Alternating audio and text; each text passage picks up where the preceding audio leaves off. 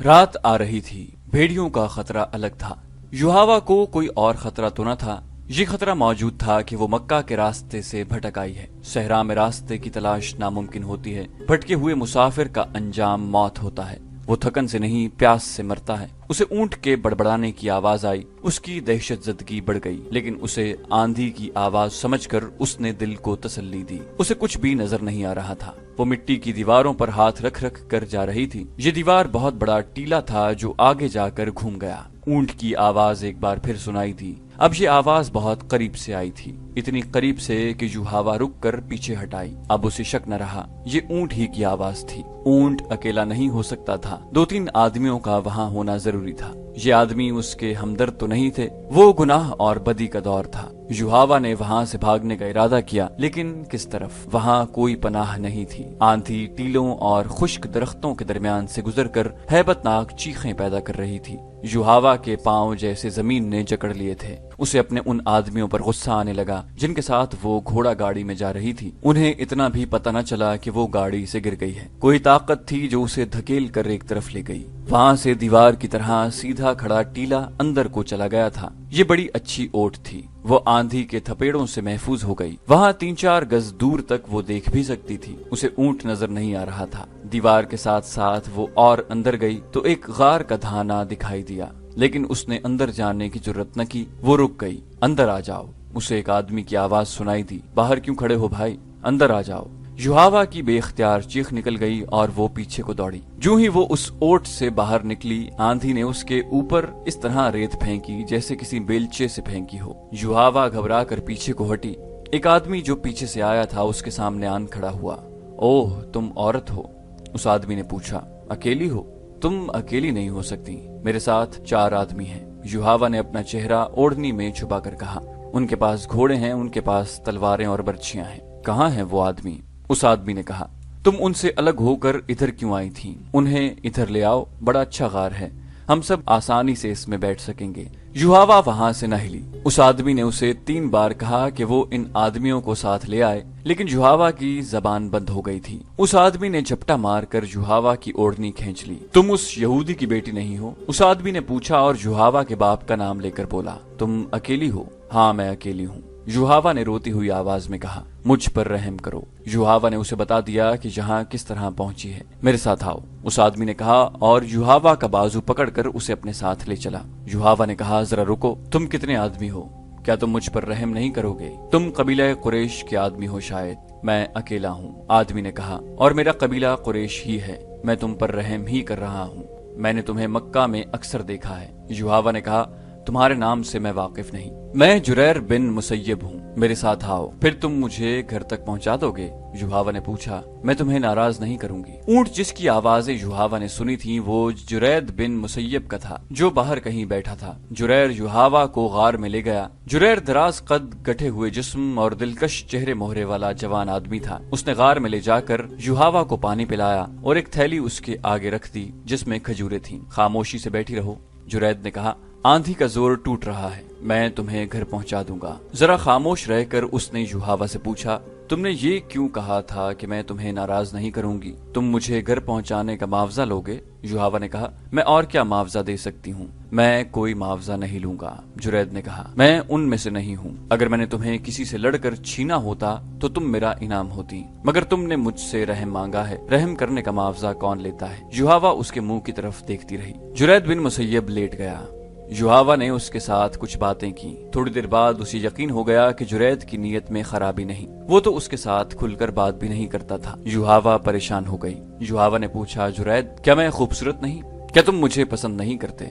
जुरैद ने कहकहा लगाया मगर बोला कुछ नहीं। तुम क्यों हंसे हो? युहावा ने पूछा। मैं तुम्हारी हंसी से डर गई हूँ। खुदा की कसम तुम बहुत खूबसूरत हो। जुरैद ने कहा, तुम मेरी पसंद की लड़की हो, लेकिन जिस तरह और जिस जगह तुम मुझे मिली हो ये मुझे पसंद नहीं। मेरी मर्दानगी को मत ललकारो। तुम्हारा जिस्म मुझे बहुत अच्छा लगता है, लेकिन मेरे देवता मुझ पर लानत भेजें कि मैंने मुसीबत में फंसी हुई लड़की का हाथ पकड़ा और उसके जिस्म को अपना इनाम समझ लिया। जुरैद फिर खामोश हो गया। युहावा के दिल से खौफ निकलता चला गया और जुरैद उसे बड़ा ही खूबसूरत नजर आने लगा। मैंने जुरैद को मक्का में कई बार देखा था। युहावा ने काब बिन असद के घर में सबको ये कहानी सुनाते हुए कहा, लेकिन मैंने कभी उसकी तरफ कोई तवज्जो توجہ نہ دی تھی۔ اپنے قبیلے میں اسے کوئی رتبہ یا اونچی حیثیت حاصل نہیں تھی، مگر اس روز غار میں اس کے پاس تنہا اور بے بس بیٹھ کر مجھے محسوس ہونے لگا کہ یہ تو اونچی حیثیت والے لوگوں سے بھی اونچا ہے۔ آندھی کا زور ٹوٹا تو سورج ڈوب رہا تھا۔ اس نے مجھے کہا آؤ چلیں۔ میں اس کے پیچھے پیچھے غار سے نکلی۔ کچھ دور اس کا اونٹ ٹیلے کے ساتھ بیٹھا تھا۔ وہ اونٹ پر بیٹھا اور مجھے اپنے پیچھے بٹھا لیا۔ اس کے اشارے پر اونٹ چلا۔ گرد و غبار صاف ہو گیا تھا۔ میں نے وہ جگہ دیکھی۔ وہ بڑی ہی ڈراؤنی جگہ تھی۔ میں نے اس جگہ کے متعلق کچھ پراسرار باتیں سنی تھی۔ آندھی میں تو میں دیکھ نہ سکی تھی کہ یہ کون سی جگہ ہے۔ آندھی کے بعد دیکھا تو میرے رونگٹے کھڑے ہو گئے۔ بعض ٹیلے انسانوں کی طرح تھے، ان کا رنگ بھی ڈراؤنا تھا۔ میں شتر سواری جانتی ہوں، اونٹ کو دوڑا سکتی ہوں، لیکن اس شام جرید کے پیچھے اونٹ پر بیٹھے ہوئے میں ڈرنے لگی کہ میں گر پڑوں گی۔ میں نے جرید کی کمر میں بازو ڈال کر اسے مضبوطی سے پکڑ لیا۔ مجھ میں یہ احساس بیدار ہو گیا کہ میں بڑی ہی کمزور لڑکی ہوں اور جرید بن مسیب میرا محافظ ہے۔ آپ کو یہ تو معلوم ہے کہ میں اپنے مذہب کے لیے کیا کر رہی ہوں، لیکن آپ کو یہ معلوم نہیں ہوگا کہ اس راستے پر مجھے میرے باپ نے ڈالا ہے۔ یوحاوا نے انہیں بتایا کہ جب اہل قریش بدر میں مسلمانوں کے ہاتھوں شکست کھا کر آئے تھے تو ان کی عورتوں نے بازو لہرا لہرا کر بین کیے تھے۔ یوحاوا کا باپ کٹر یہودی تھا۔ قریش کی شکست پر اس کے آنسو نکل آئے تھے۔ اس نے کہا تھا کہ قریش کے 1000 جنگجو اگر محمد صلی اللہ علیہ وآلہ وسلم کے 313 آدمیوں سے شکست کھا آئے ہیں تو اس سے یہی ظاہر ہوتا ہے کہ محمد صلی اللہ علیہ وسلم کوئی جادو لے کر آیا ہے۔ اس نے کہا تھا کہ محمد صلی اللہ علیہ وسلم کے پیروکار اسی قبیلہ قریش کے آدمی ہیں، وہ آسمان سے نہیں اترے، پھر وہ جیت کس طرح گئے؟ اس وقت یوحاوا کم سن تھی۔ اگلے روز اس کے باپ نے گھر والوں کو اپنا خواب سنایا جو اس نے گزشتہ رات دیکھا تھا۔ اس نے دیکھا کہ اس کے ہاتھ میں تلوار ہے جو خون سے لال ہے اور اس کے سامنے ایک آدمی زمین پر پڑا تڑپ رہا ہے، اس کے کپڑے خون سے لال ہیں۔ یوحاوا کو معلوم نہیں کہ یہ کون ہے جسے اس نے قتل کر دیا ہے۔ اسے ایک آواز سنائی دیتی ہے، یہ کام تمہیں کرنا ہے۔ تڑپتا ہوا زخمی مر جاتا ہے اور لاش اپنے آپ زمین میں غائب ہو جاتی ہے۔ وہاں سے ایک بڑی خوبصورت اور کمسن لڑکی ابھرتی ہے جس کے ہونٹوں پر مسکراہٹ ہے۔ اس پر اس خواب کا ایسا اثر ہوا کہ وہ لیس بن موشان کے پاس چلا گیا اور اس سے خواب کی تعبیر پوچھی۔ لیس بن موشان نے اسے بتایا کہ وہ اپنی کمسن بیٹی یوحاوا کو اسلام کی جڑیں کاٹنے کے لیے وقف کر دے۔ اس بوڑھے یہودی جادوگر نے یہ پیشن گوئی کی تھی کہ جس نے نبوت کا دعویٰ کیا ہے یعنی نبی کریم صلی اللہ علیہ وسلم، وہ اس لڑکی کے ہاتھوں نعوذ باللہ قتل ہوں گے یا یہ لڑکی ان کی نبوت کے خاتمے کا ذریعہ بنے گی۔ اس نے یوحاوا کے باپ سے یہ بھی کہا تھا کہ وہ یوحاوا کو اس کے پاس لے آئے۔ یوحاوا کو لیس بن موشان کے حوالے کر دیا گیا۔ میں نے اس لڑکی کی تربیت کی ہے۔ لیس بن موشان نے یوحاوا کی بات کاٹتے ہوئے کہا، خدا یہودا نے اسے جو حسن اور جو جسم دیا ہے یہ ایک دلکش تلوار ہے، یا اسے بڑا میٹھا زہر سمجھ لیں۔ اس نے قریش کے مسلمانوں سے ٹکرانے میں جو کام کیا ہے وہ تم میں سے کوئی نہیں کر سکتا۔ چھوٹے چھوٹے قبیلوں کے سرداروں کو اس لڑکی نے قریش کا اتحادی اور محمد صلی اللہ علیہ وسلم کا دشمن بنایا ہے۔ اب اس نے محمد صلی اللہ علیہ وسلم کے نعوذ باللہ قتل کا جو انتظام مجھ سے کرایا ہے وہ اسی سے سنو۔ یوحاوا نے سنایا کہ لیس بن موشان نے اس میں ایسی جرت اور ایسی عقل پیدا کر دی کہ وہ مردوں پر اپنے حسن کا جادو چلانے کی ماہر ہو گئی۔ چھوٹے چھوٹے قبیلوں کے سرداروں کو اس لڑکی نے قریش کا اتحادی اور محمد صلی اللہ علیہ وسلم کا دشمن بنایا ہے۔ اب اس نے محمد صلی اللہ علیہ وسلم کے قتل کا جو انتظام نعوذ باللہ کیا ہے وہ اسی سے سنو۔ یوحاوا نے سنایا کہ لیس بن موشان نے اس میں ایسی جرت اور ایسی عقل پیدا کر دی کہ وہ مردوں پر اپنے حسن کا جادو چلانے کی ماہر ہو گئی۔ حسین لڑکی ہوتے ہوئے اس میں مردوں جیسی جرت آ گئی، لیکن اس کا استاد اسے یہ نہ بتا سکا کہ جس نئے عقیدے کو روکنے کا اور جس شخصیت کے قتل کا انہوں نے ارادہ کر رکھا ہے وہ عقیدہ خدا نے اتارا ہے، اور اس شخصیت کو خدا نے اس عقیدے کے فروغ کے لیے رسالت عطا کی ہے۔ یوحاوا کی تربیت ایسی ہی ہوئی کہ وہ اپنے مذہب کو دنیا کا واحد سچا مذہب سمجھتی رہی اور یہ نہ سمجھی کہ حق پرستوں پر اللہ کا ہاتھ ہوتا ہے۔ خدا نے اسے آندھی میں تنہا پھینک دیا، لیکن وہ خدا کا یہ اشارہ نہ سمجھ سکی۔ کہاں وہ جرت کے مقابلے میں اپنے آپ کو مردوں کے برابر سمجھتی تھی، کہاں وہ ایک کمزور اور بے بس لڑکی بن گئی۔ وہ مرد کے جسم سے نا آشنا نہیں تھی۔ جرید بن مسیب کا جسم بھی ایک مرد ہی کا جسم تھا، لیکن اس جسم کو وہ مقدس اور پاک سمجھنے لگی اور جرید اسے فرشتہ لگنے لگا۔ وجہ یہ تھی کہ وہ اس کے حسین چہرے، ریشم جیسے بالوں اور دلکش جسم سے ذرا بھی متاثر نہ ہوا۔ یوحاوا پر جرید کے اس رویے کا یہ اثر ہوا کہ وہ جرید کے جسم میں کشش محسوس کرنے لگی۔ مکہ دور نہیں تھا۔ شام کے بعد جب رات گہری ہو چکی تھی، جرید نے یوحاوا کو اس کے گھر پہنچا دیا۔ युहावा के कला नुमा मकान का दरवाजा खुला तो उसका बाप परेशान नजर आया। उसे तवक्को नहीं थी कि उसकी बेटी जिंदा वापस आ जाएगी। उन्होंने जुरैद को रोक लिया और शराब से उसकी तवाज़ो की। जुरैद जब वापस चला गया तो युहावा ने अपनी जात में खला महसूस किया। दूसरे ही रोज उसने जुरैद को पैगाम भेजा कि उसे मिले। जुरैद आ गया। ये एक जज्बाती मुलाकात थी। जुरैद ने ये मुलाकात जज्बात तक ही रखी। उसके बाद उनकी मुलाकातें होती रहीं और जुरैद के दिल में भी युहावा की मोहब्बत पैदा हो गई। ये मोहब्बत पाक रही। युहावा हैरान थी कि उसके अंदर पाकीज़ा और वालिहाना मोहब्बत के जज्बात मौजूद हैं। एक रोज जुरैद ने युहावा से पूछा कि वो उससे शादी क्यों नहीं कर लेती। युहावा ने जवाब दिया, नहीं, मैं तुम्हारे जिस्म की पूजा करती हूँ, शादी हो गई तो जज्बात मर जाएंगे। जुरैद ने उसे कहा, मेरी बेटियां हैं, बेटा कोई नहीं, मैं दूसरी शादी करना चाहता हूँ, मुझे बेटा चाहिए। युहावा सोच में पड़ गई। वो जुरैद बिन मुसय्यब की ये ख्वाहिश पूरी करना चाहती थी। उसे एक रास्ता नजर आया। हमारा एक बुजुर्ग है, लैस बिन मोशान। युहावा ने कहा, उसके पास कोई इल्म है, उसके हाथ में कोई ताकत है। मुझे उम्मीद है कि वो अपने इल्म और अमल के जोर से तुम्हें उसी बीवी से बेटा देगा। तुम मेरे साथ चलो, वो मेरा अतालिक है। जुरैद बिन मुसय्यब उसके साथ लैस बिन मोशान के पास जाने के लिए तैयार हो गया। उनकी दोस्ती दो आदमियों या दो औरतों की सूरत इख्तियार कर गई थी। वो जब इकट्ठे बैठते तो रसूल करीम सल्लल्लाहु अलैहि वसल्लम के खिलाफ बातें करते, इस्लाम के फरोग को रोकने के मंसूबे भी बनाते थे। लेकिन जुरैद मुसलमानों के खिलाफ किसी जंगी कार्रवाई में शरीक नहीं होता था। युहावा को उसकी ये बात पसंद नहीं थी। वो उसे उकसाती और भड़काती थी। मेरा मजहब तुम हो। जुरैद बिन मुसय्यब ने उसे एक रोज फैसले के लहजे में कह दिया, तुम मेरी बीवी नहीं बन सकती तो न सही, मैं तुम्हें देखे बगैर जिंदा नहीं रह सकता। मैं तुम्हें एक राज बता देती हूँ जुरैद। युहावा ने उसे कहा, मैं किसी की भी बीवी नहीं बनूंगी। मेरे बाप ने मेरी जिंदगी यहूदियत के लिए वक्फ कर दी है।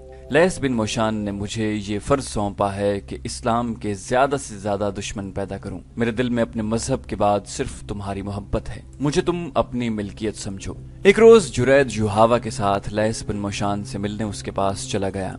युहावा उसे लैस बिन मोशान के सामने ले जाने की बजाय पहले खुद अंदर गई और उसने लैस को साफ अल्फाज में बताया कि वो जुरैद को मोहब्बत का देवता समझती है। उसने लैस बिन मोशान को बताया कि जुरैद ने उसे मौत के मुंह से निकाला था। उसने लैस को बताया कि जुरैद की बेटियां हैं, बेटा एक भी नहीं। क्या आपके इल्म में इतनी ताकत है कि जुरैद की बीवी के बतन से लड़का पैदा हो?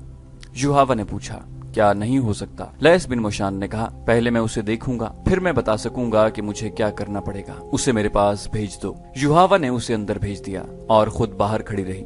बहुत सा वक्त गुजर जाने के बाद लैस बिन मोशान ने जुरैद को बाहर भेजकर युहावा को अंदर बुला लिया। जो शख्स तुम जैसी खूबसूरत और दिलकश लड़की के साथ इतना अरसा पाक मोहब्बत कर सकता है, वो बहुत ही मजबूत शख्सियत का आदमी है। लैस बिन मोशान ने कहा, या वो इस कदर कमजोर शख्सियत का हो सकता है कि तुम्हारे हुस्न का जादू अपने ऊपर तारी करके तुम्हारा गुलाम हो जाए। जुरैद मजबूत शख्सियत का आदमी है। युहावा ने कहा, जुरैद की जात बहुत कमजोर है। लैस बिन मोशान ने कहा, मैंने तुम्हारे मुतालिक उसके साथ कोई बात नहीं की। मैंने उसकी जात में उतर कर मालूम कर लिया है। ये शख्स तुम्हारे तिलिस्म का असीर है। युहावा ने कहा, मुकद्दस तालिक, आप इसके मुतालिक ऐसी बातें क्यों कर रहे हैं? मैं उसे एक बेटा देना चाहती हूँ। मुझे उसके साथ इतनी मोहब्बत है कि मैंने ये भी सोच रखा है कि मैं उसके बेटे को जन्म दूं। नहीं लड़की, बूढ़े लैस ने कहा, तुम्हारी कोख से उसका बेटा जन्म नहीं लेगा।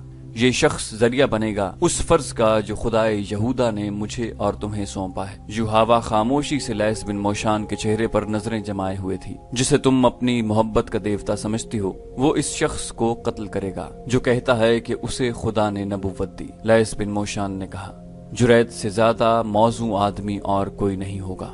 क्या आप पेशनगोई कर रहे हैं? युहावा ने पूछा। ये किस तरह कत्ल करेगा? इसे मैं तैयार करूंगा। ये तैयार नहीं होगा, युहावा ने जवाब दिया। ये कहा करता है कि इसका कोई मजहब नहीं। मोहम्मद सल्लल्लाहु अलैहि वसल्लम को ये अपना दुश्मन नहीं समझता, कत्ल गारत को पसंद नहीं करता। ये सब कुछ करेगा। बूढ़े लैस ने कहा, इसके जहन पर मेरा कब्जा होगा। तुम मेरे साथ होगी। 3 रोज तक ये सूरज की रोशनी नहीं देख सकेगा। जब हम इसे बाहर निकालेंगे तो ये एक ही बात कहेगा, कहाँ है खुदा का नबी? वो हम में से है, मैं उसे जिंदा नहीं रहने दूंगा। मुकद्दस बाप, युहावा ने रुंधियाई हुई आवाज में इल्तिजा की, जुरैद मारा जाएगा। ये वाहिद शख्स है, खुदा यहूदा से बढ़कर मोहब्बत के लायक कोई नहीं। लैस बिन मोशान ने कहा, तुम्हें ये कुर्बानी देनी होगी। जुरैद अब मक्का को वापस नहीं जाएगा। फिर युहावा भी मक्का को वापस न गई। जुरैद बिन मुसय्यब भी न गया। बूढ़े लैस ने दोनों को 3 दिन और 3 रातें एक कमरे में बंद रखा। جرید کو اپنے سامنے بٹھا کر اس کی آنکھوں میں آنکھیں ڈال کر پھر اسے کچھ پلایا اور زیر لب کچھ بڑبڑانے لگا۔ اس نے یوحاوا کو نیم برہنہ کر کے اس کے ساتھ بٹھا دیا۔ لیس یوحاوا کو جو کہتا رہا وہ کرتی رہی۔ یہ ضروری نہیں کہ میں تم سب کو یہ بھی بتاؤں کہ میں نے جرید کے ذہن اور اس کی سوچوں کو کس طرح اپنے قبضے میں لیا ہے۔ لیس نے کہا، میں اسے ساتھ لایا ہوں، تم اسے خود دیکھ لو۔ لیس بن موشان نے یوحاوا کو اشارہ کیا۔ یوحاوا باہر چلی گئی اور جرید بن مسیب کو اپنے ساتھ لے آئی۔ جرید نے اندر آ کر سب کو باری باری دیکھا۔ وہ یہاں نہیں ہے۔ جرید نے کہا، میں اسے پہچانتا ہوں، وہ ہم میں سے ہے، وہ یہاں نہیں ہے۔ ذرا صبر کرو جرید، بوڑھے لیس نے کہا، ہم تمہیں اس تک پہنچائیں گے کل جرید بیٹھ جاؤ۔ جرید یوحاوا کے ساتھ لگ کر بیٹھ گیا اور بازو اس کی کمر میں ڈال کر اسے اپنے اور قریب کر لیا۔ اگلی صبح جب مدینہ میں لوگ فتح کی خوشیاں منا رہے تھے اور کعب بن اسد کے گھر رسول اکرم صلی اللہ علیہ وسلم اور اسلام کے خلاف بڑی ہی خطرناک سازش تیار ہو چکی تھی۔